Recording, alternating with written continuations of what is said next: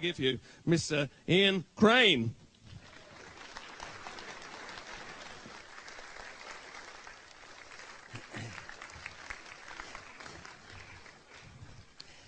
Thanks, Andy. Ladies and gentlemen, my purpose tonight is not to answer the questions, because there are questions that I cannot give you the answers to. My purpose is to bring to the fore of your attention the fact that there are some very, very pertinent questions, in particular about 7/7, that need to be addressed, that answers need to be sought, and only then might we understand the true nature of what and who is behind these events. History cannot be permanently falsified. The myth cannot stand up to the scrutiny of scientific research. The sinister web will be brought into the light and torn to pieces, however artfully it has been spun. Dr. Ruchti, when he made this statement in a dissertation about the First World War and events leading up to the First World War, was coming to the conclusion that basically the man in the street in the early part of the 20th century was simply being bred as cannon fodder. And that the players behind the scenes were the ones who were truly driving a very much hidden agenda, and what was being presented to the man in the street was simply to lure him into the guns. Let's move forward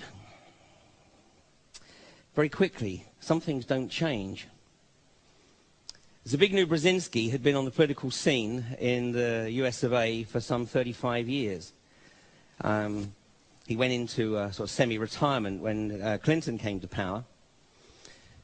But a very powerful player. He was the individual who identified Jimmy Carter as a potential candidate, brought him to the attention of the Rockefellers, and the Rockefellers then launched a massive campaign to put Jimmy Carter into the White House.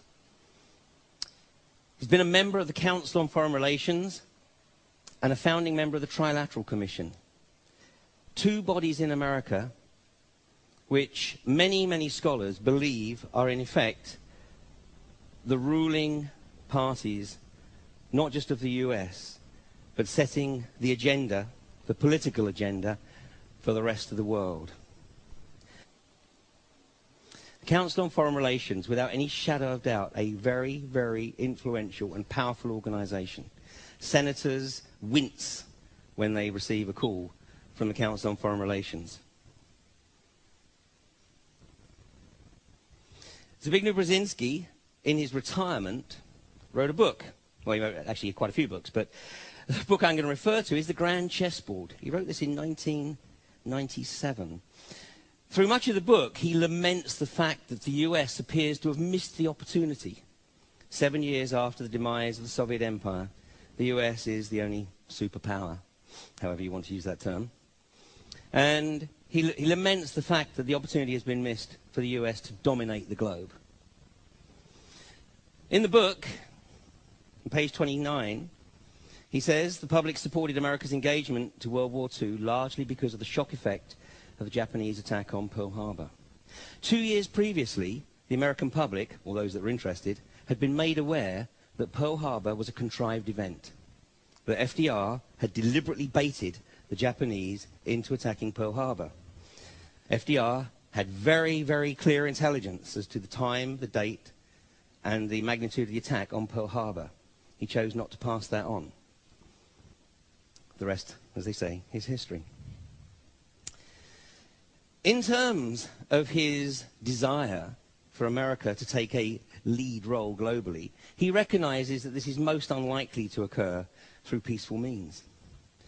So on page 211, he says, moreover, as America becomes an increasingly multicultural society, you may find it more difficult to fashion a consensus on foreign policy issues, except in the circumstance of a truly massive and widely perceived direct external threat. And in 1998, Donald Rumsfeld, representing an organization called the Project for a New American Century, wrote to President Clinton demanding that Clinton adopt an aggressive agenda towards Iraq and remove Saddam Hussein. President Clinton decided not to act on that. So the Project for a New American Century put together a document in the year 2000 called Strategic Forces and Resources for a New Century. It is fundamentally the blueprint for everything that is occurring right now. It shouldn't be any surprise to us. Here it is in black and white. There are some incredible, incredible quotes that come out of this document. It is freely available. You do have to look, but it is available. Part of this document, recognizing that America really has to take this opportunity to dominate the globe, in particular because of its requirement for natural resources. And it says further, the process of transformation, meaning America taking global leadership, even if it brings revolutionary change, is likely to be a long one, absent some catastrophic event like a new Pearl Harbor. 10 of the 27 participants of the Project for a New American Century who produced this document are members of the George Bush government today. And one of the key players, a guy called Dov Zakheim, for anybody interested, is a very nasty piece of work. Google his name sometime, Dov Zakheim. See what you find. In this document, which was in a second document that was produced in the first 6 months of the Bush administration. This is the 6 months that he was out playing golf. There was a group pulled together under Dick Cheney, and they produced a report called the Strategic Energy Policy Challenges for the 21st Century. Dick Cheney, to this day, refuses to release any of the minutes of those discussions, and he refuses to identify any of the players that participated in this, discussions that eventually produced this material.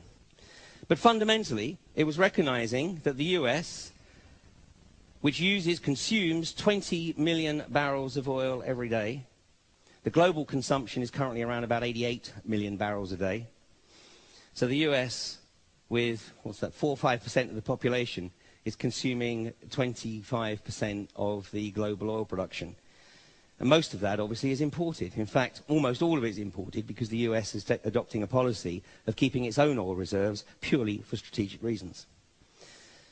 But out of that report came the observation that the American people need to know about this situation, the potential need to dominate the global resources, and be told as well that there are no easy or quick solutions to today's energy problems.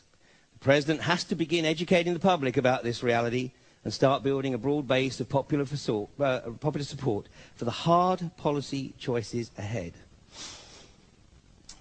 Well, Cheney decided, obviously, to accelerate that. And on 9/11, the US of A got its new Pearl Harbor. The greatest piece of psychological warfare since the Greeks left a wooden horse outside the gates of Troy. It was brilliant. It is a fantastic construct. It is pure Hollywood. The tragedy, of course, is that so many people had to die. The pièce de résistance of this was dropping the towers in a controlled demolition on top of 357 New York firemen. Hitler said in Mein Kampf, the greater the crime perpetrated by the leadership, the less the likelihood that the people would believe that the leadership are capable of such a crime. There were 5 war games going on 9/11 that day. The first 4 ensured that all of the fighter command for the Eastern Seaboard were elsewhere. We have transcripts between the air traffic controllers and the Federal Aviation Authority, which is the first port of call for the controllers when they suspect a hijack. And we have conversations that go something along the lines of, we have a problem, we have a potential hijack. Is this part of the exercise? I don't know. Well, it's probably part of